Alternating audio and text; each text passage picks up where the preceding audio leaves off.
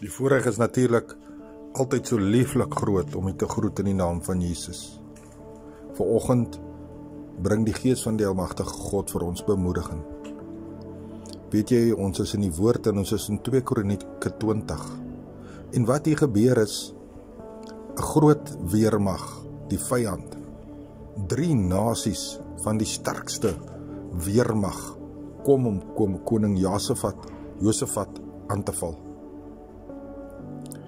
Nou wat ons hieruit moet leer is, Josafat het nie eers sy konings of sy weermagleiers en so aan bymekaar geroep en 'n strategie beplan nie. Wat hy wel gedoen het is, hy het die mense bymekaar geroep en gesê, kom ons vas en bid.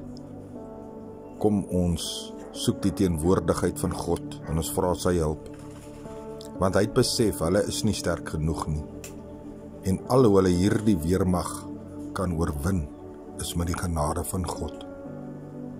En dit is die boodskap vir jou en vir my vanoggend.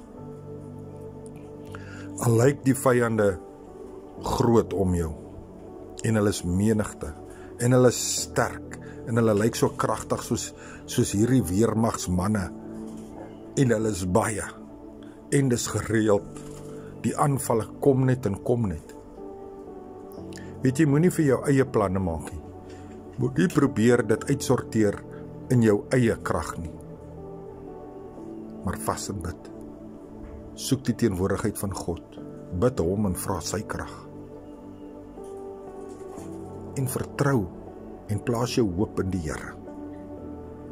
Want weet jy, in Filippense 4 sê dit, ek is tot enigiets in staat deur die Here Jesus Christus wat my die krag gee. Besef vandag, ons is nie sterk genoeg om hierdie vyand aan te vat nie. Ons kan hom wel oorwin met die woord, met God, met Jesus in ons en die Heilige Gees se leiding elke dag. Daarom moet jy elke gees toets wat op jou pad kom, maar jy moet ook die woord wat opgeskryf is, moet jy bid voor die aangesig van die Here, dat die Here hierdie woord deur sy Gees kan openbaar aan jou, oor hoe en waar en hoe ook al jy moet optree en waarvoor jy moet baie versigtig wees. Daarom, ek laat hierdie saak vanoggend by u. Jou eerste ding wat jy moet doen in 'n groot probleem is val op jou knieë voor die Here en bid hom.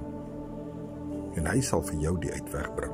Ek is pastoor Gary Brood en Water, 5 minute woordbediening en weet net, soos ek altyd sê, maak nie saak wie jy is of wat jy is nie. Jesus is baie lief vir jou.